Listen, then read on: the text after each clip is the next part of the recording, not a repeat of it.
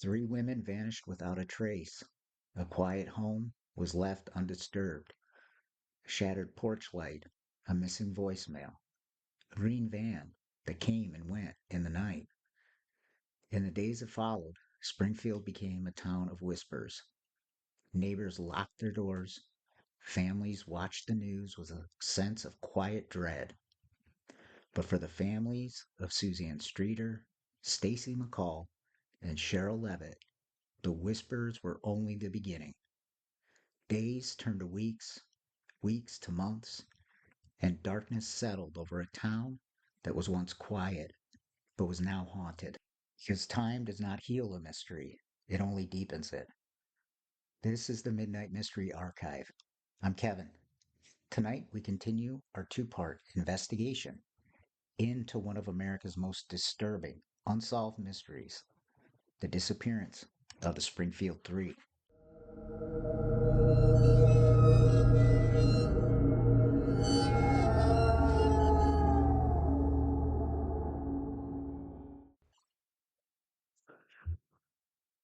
When three women vanish without a trace, the world fills with silence and then is consumed by theories. In Springfield, the theories began almost immediately. Of all the theories, one gained almost mythical status: the green van. Witnesses claimed to have seen a green Dodge van near the home the night of the disappearance. Some swore they saw a man speaking to a young woman. Others said the van was dirty with tinted windows. But despite the reports, the van was ultimately never found. Theories grew around the van.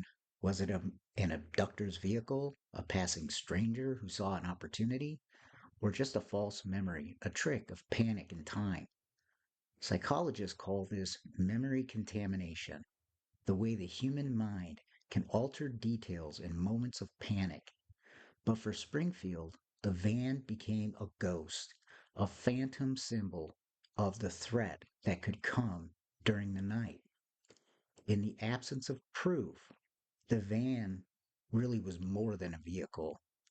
It was an enigma, a reminder of something dark and unknown moving through a quiet town in the middle of the night. Then there was the legend of the hidden basement, a rumor that would grow like a vine, twisting into the story itself. Now, Springfield is a town of old houses. Some were built over root cellars and storm shelters, but Cheryl Levitt's home was a single-story ranch, a place where the floor should have been the bottom. Yet, whispers claim there was more: a trapdoor, a hidden room, a place where the women could have been taken and never found. Police searched. The new owners swore there was no basement, but for some reason this story refused to die. Even years later, strangers would knock on the door asking if the new owners had checked beneath the floors. But the theories didn't stop at the house or the van. As time passed, they grew darker and more desperate. Rumors spread of human trafficking, that the women had been taken by a ring passing through town. Others whispered of a cult, that three women matched a ritual pattern. One theory even suggested that Cheryl Levitt had crossed the wrong people in her work as a hairdresser. Perhaps a debt was unpaid or a grudge went unsettled. But the problem with theories is that they are easy to create and nearly impossible to prove. And for the families of the Springfield Three, theories lingered every day of their lives. In the world of unsolved crimes, suspects can become numerous and many people can become suspects. They can be figures who just kind of hover on the outside of the story. Or, in the case of the Springfield Three, they can be individuals who simply insert themselves into the case. For instance, the first suspect is Robert Craig Cox. He is a convicted kidnapper with a sinister reputation. Cox claimed he knew what happened to the women, that they were dead and buried somewhere in Springfield. But when pressed, he would say no more. Cox was a master of suggestion and manipulation, and he fed into the fear of the unknown answers around the three women. Was he taunting the families, or was he playing a game only he understood? Cox's criminal history is a dark shadow linked to the murder of a woman in Florida, arrested for robbery in Texas, and somehow he circled back to Springfield, where his parents still lived. The green van. Now, the van itself was never proven, but it represents a suspect, whoever owned that van. For some reason, the van wasn't just a theory, it was the face of an unknown assailant. Police followed dozens of tips. They searched DMV records, traced similar vehicles, questioned owners, but nothing. Some believe the van was an illusion, a false memory created by panic and fear, but others insisted it was real. And as long as it remained unfound, it and its owner remained a suspect. There was the mystery caller, a voice on the phone claiming the women were being held against their will. But before police could trace the call, it disconnected. Was it a cruel joke, a hoax, or was it a cry for help? Someone who knew more than they could say. And then, as is often the case, the fourth suspect is probably the darkest possibility. And it was that someone that the women knew had taken them. Could it have been a trusted friend, familiar face, someone who could walk in without a struggle? But with no evidence, every suspect is just a shadow, and the shadows of the Springfield Three are long.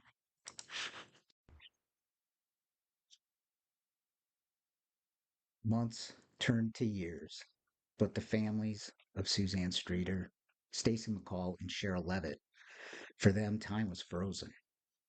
Springfield had moved on in some ways. There were new businesses popping up, new residents moving into town, children who were growing up and never had even heard of the Springfield Three. But for those who did remember, the sense of loss never left. Janice McCall, Stacy's mother, became the voice of resilience. She remained in Springfield, hosting events, keeping the memory of her daughter and the other women alive. We'll never stop looking. I'll never stop searching for Stacy. I know she's out there somewhere. For Janice, hope was more than just a feeling. It was a mission. She became an advocate for other families of missing persons, pushing for better communication between police departments and the families left behind. Cheryl Levitt's family took a quieter path. Her siblings and relatives chose not to speak publicly. For them, the pain was too personal and too raw. Her sister, Deborah Schwartz, would later reflect on the loss. We just want answers, just to know what happened. We can't move on without that. As the years passed, media coverage dwindled. The story that once gripped the nation faded, overshadowed by newer tragedies and sensational stories. But for Janice, Cheryl's family, and Susie's friends, the story was never over. They remained in Springfield, stuck in a cycle of waiting and wondering.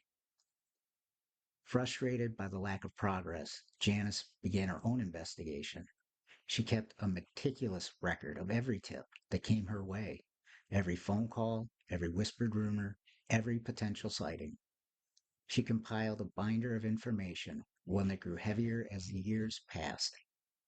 She made phone calls, sent emails, tracked down anyone who claimed to know something, and sometimes people would just taunt her. False confessions, cruel jokes, misleading tips.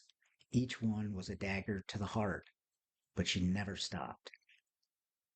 After Cheryl Levitt's disappearance, her house on East Delmar Street was eventually sold.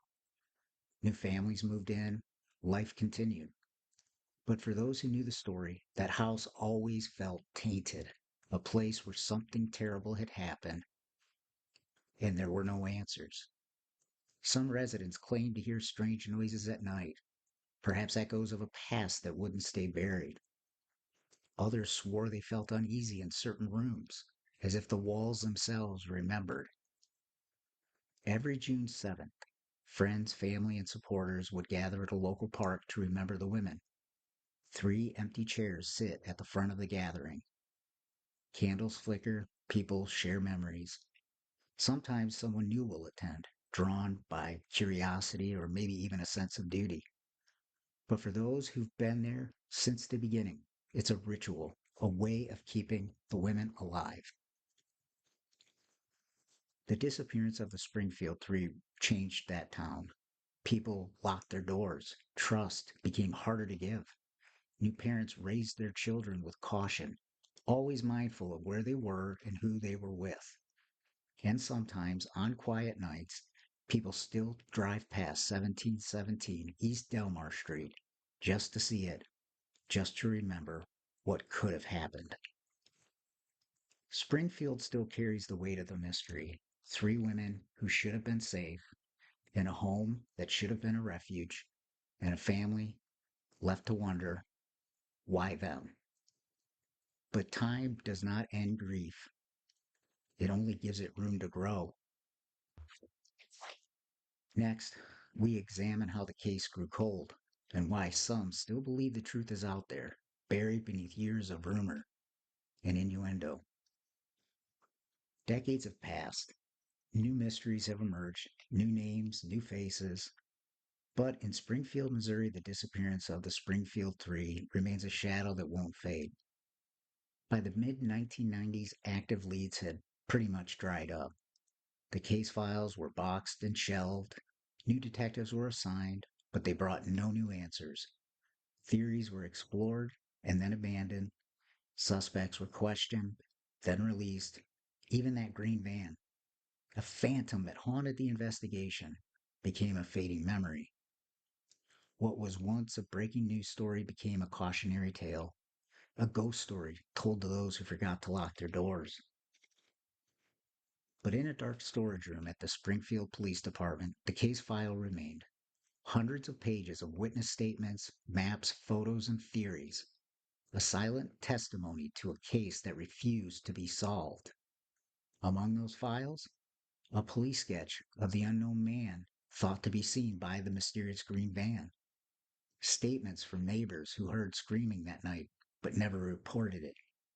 The list of incoming calls to Cheryl's house, including the deleted voicemail. The floor plan of 1717 East Delmar Street. No basement, but a shadow of suspicion. For every answer the file seemed to hold, it held twice as many questions. For the families, the idea of a cold case was an insult. Stacy's mother, Janice McCall, refused to accept that term. They aren't a cold case. They're still missing. They're still out there somewhere. But time is cruel. Leads that were once warm grow colder, witnesses age, memories fade, and those who once carried the search begin to grow weary.